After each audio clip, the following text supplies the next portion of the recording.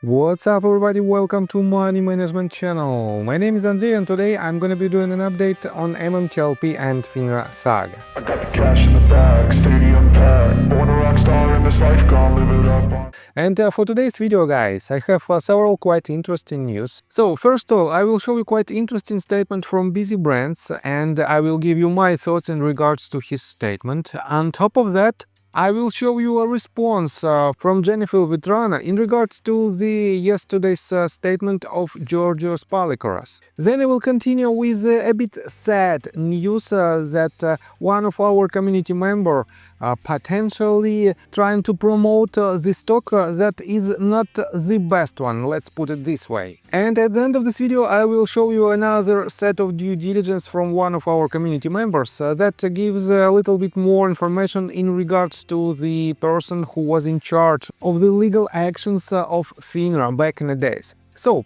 and before we dive deep into all of this, guys, please hit the like button for YouTube algorithm and drop me a line in the comment section if you think my videos are valuable for you.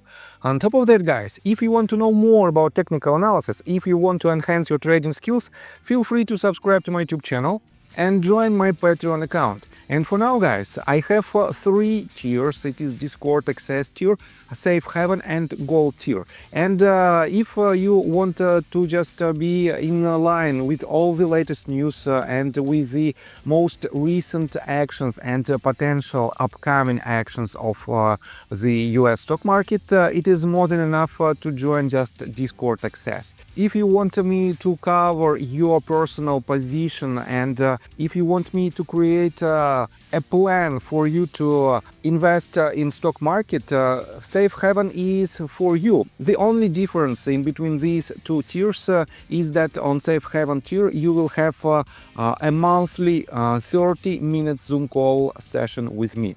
And the Gold tier is for people who want to take the most from my experience and from my knowledge. And in this tier you will have a 30 minutes weekly Zoom call with me where I will teach you how to beat the market. On top of that, guys, for the members of this tier I will give my personal signals where to enter and where to leave the position. I will do it when market conditions are more predictable for swing positions. So, and let me give you a sneak peek on the Discord group. You can see that I publish a lot of updates on the market, and as you can see, I even make predictions of its upcoming movements. And if you follow my channel for quite some time, you know that I have a very high level of experience in this type of trades. And guys, in this Discord group, I explain a lot to my patrons, and I do a lot of technical analysis on demand on different assets. Here is the general sentiment of the market on April the 10th. Here is INTC, ISRG, here is JDR, KLB, MSTR and other ticker symbols. You can see that I do it pretty much 2 or 3 times a week, and all of my community members know how to benefit out of these market conditions. So, and let's begin today's video with this update. This is the open letter that was written by Daniel Oxer, and it is very good to see that another 3 people signed this open letter, and slowly but surely Daniel is gaining momentum, and I'm still waiting for his update that he might disclose within next several days. And yes, I think this update might be very interesting for the entire MMTLP community, and it might shed a lot of light. And let's take a look at another quite interesting tweet that was written by Busy Brands and that was reported by John Burda. Busy Brands wrote, "It is an extraordinarily simple question we ask. What was the foreign and domestic share count of MMTLP at the moment of FINRA U3 halt? Many people within the regulatory bodies know the answer to this simple question but refuse to tell. The people of authority can demand the answer to this simple question but have oddly failed to fulfill or undertake their responsibility and duty to do so. After 27 months of this travesty, I believe the denial of the truth regarding MMTLP is nothing short of complicity to an epic financial crime. When the dust settles, and it will, there will be a very bright line separating right from wrong. And guys, let me remind you that at least several people, at least several former C-level executives know about at least part of these positions, and one of them is definitely Greg McCabe, who stated at least twice in the official PR statements of Next Bridge Hydrocarbons about the short position that was higher than the number which was disclosed by FINRA back in April of 2023. And I'm talking about 2.65 million shares shorted at the time of the U3 halt implementation. And Greg McCabe told twice that he had a contact with some firms from abroad in regards to the issuing additional number of shares to cover the short positions, and it is much higher, and this number, the number of shares is much higher than 2.65 million shares. But for some reasons he doesn't want to disclose this information, despite at least Scott Trott asks him in his open letter, and he asks him even in his lawsuit. And that is why, guys, I think we have to see more transparency inside the MMTLP community, because this statement from Busy Brands, well, he asks or he tried to ask authorities in regards to this number. But why didn't he ask just Greg McCabe or John Burda himself, the person who reposted this same exact tweet? And by the way, about John Burda's recent actions, he still basically reposts this type of tweets that was made by Market Frauds with this link to the marketfrauds.to website. And guys, I covered this yesterday and several times before yesterday, that this website, well, it has a lack of evidence. Because despite the fact that here you can find the information that Anson Funds admits it was naked short 10 million shares of MMTLP, we don't have the evidence, clear evidence of this fact. That is why, guys, reposting of this type of tweets, in my opinion, is not the wise decision, especially for the person who is and who was in charge of the actions that happened with the MMTLP. So, let me show you another quite interesting update. Just yesterday I showed you the tweet that was written by George Palikaras in regards to Doug Seifel, the head of the CEO of Virtu Financials. And let me remind you his tweet. He wrote in response to David Dollar, "So Virtu calls it transparent liquidity, but the posts come faster than a high-frequency trade, and narrowing the bid-ask smells more like smoke and cronies. Hard to tell if Doug is paying them per post, per recruit, or managing cartel of comment liquidity. Hey Dana White, get these guys on your PPV promo team." And here is the answer from wait a second, here is the answer from Jenifer Vetrano. She wrote this. "So, that makes a ton of sense, because I'm in that chat with friends, automatically I'm paid. Before everyone gets totally duped, go back to MMTLP lawsuits. I'm an MMTLP shareholder and can speak to anyone I want. Thanks and have a great day all. Postscriptum. To the person that came into that chat and was impersonating the federal judge, I have screenshots." So I have to admit that Jenifer Vetrano makes a very good statements. She is definitely a very clever person, and she is trying to push her own case, her own litigation process forward as hard as she can. And on top of that, she's trying to defend herself, because some people people are attacking her at this very moment. And she also published, for example, this tweet.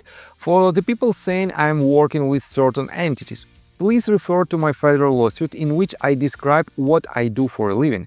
I'm tired of the nasty messages from people. All of you need to fact check before you take a sarcastic ex post and run with it." And guys, I told you multiple times that we have to be polite and professional. We shouldn't attack any persons at all. We shouldn't attack their entities. We shouldn't attack their personal lives. But guys, we should defend ourselves, and we should attack their actions that was related to the MMTLP saga. And if they made something wrong, guys, in this case they have to be accountable for these actions.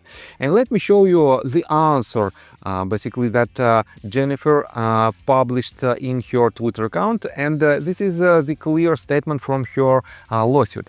And it says she is an associate manager of major accounts in biotechnology and shareholder of NextBridge Hydrocarbons. So definitely this statement that was made in her lawsuit explains for 100% what does she do for a living. And definitely you have to know more, and you have to at least read all the documents that was filed by Jenifer in order to know her own opinion in regards to this case. And guys, let me show you this update. This is the court listener webpage related to the Vetrano and Securities and Exchange Commission lawsuit. And here's the most recent update that was filed just yesterday. It is a set or reset answer deadline. And unfortunately, we don't have a document yet, but potentially this document will appear within the next several days, and we will know what are the next deadlines. And I assume it should be somewhere around June 16, because we have several people who asks the judge to postpone these deadlines of response, and judge granted these motions.